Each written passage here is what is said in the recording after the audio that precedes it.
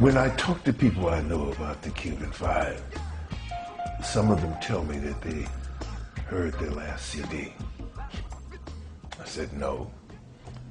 Oh, you mean the basketball team?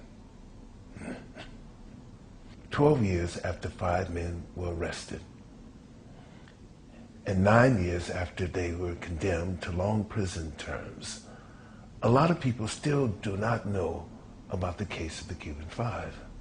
Think about American men and women who volunteer to go abroad to try and stop violence against this country.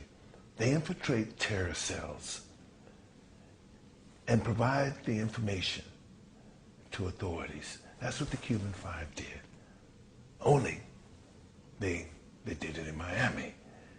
And the cells they infiltrated were not American haters, but Cuban exiles plotting bombings and other acts of violence against innocent civilians in Cuba.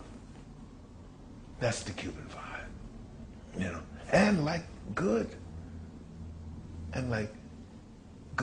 American agents, they pass this information on to headquarters, and headquarters in Cuba pass it on to the FBI, so that the Bureau could find the explosives that were destined to harm innocent citizens. Now you think about, just imagine a boatload of explosives coming down the Miami River to some river in Cuba that's designed to harm innocent civilians and possibly foreign tourists and maybe even Americans.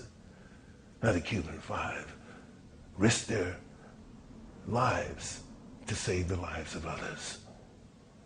And if they had been Americans, they would have been awarded medals, become heroes.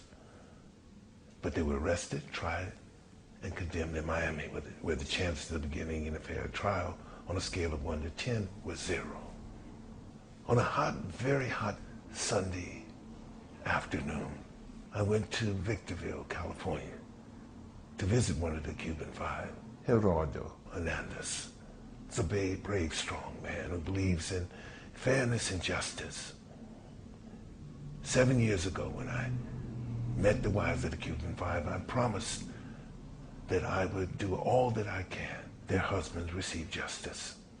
Today, I'm still here to say that I'm going to do all that I can to make sure that these men are released, sent home to their families, released from these deplorable conditions in prison and sent home to their families.